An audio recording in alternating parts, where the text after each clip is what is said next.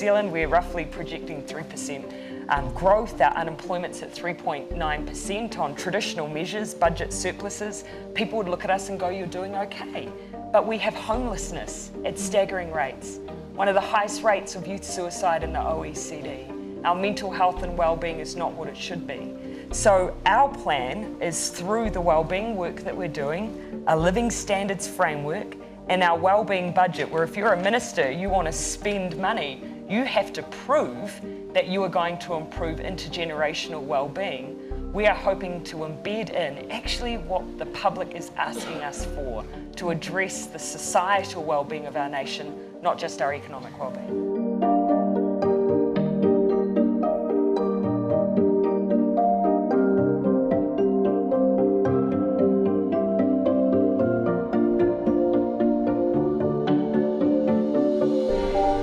I think the importance of addressing this gap that we have in measuring success and broadening out what success is actually gets to the heart of politics and our political crisis.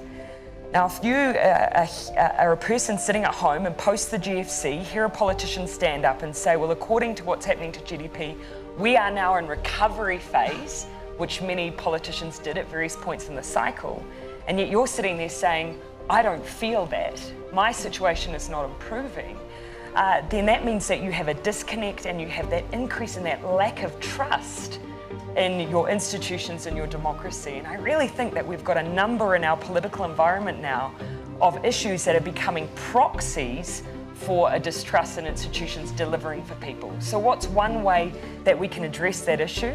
Well, one way is to make sure that, well, what gets measured gets done. We start broadening out the things that we hold ourselves to account on.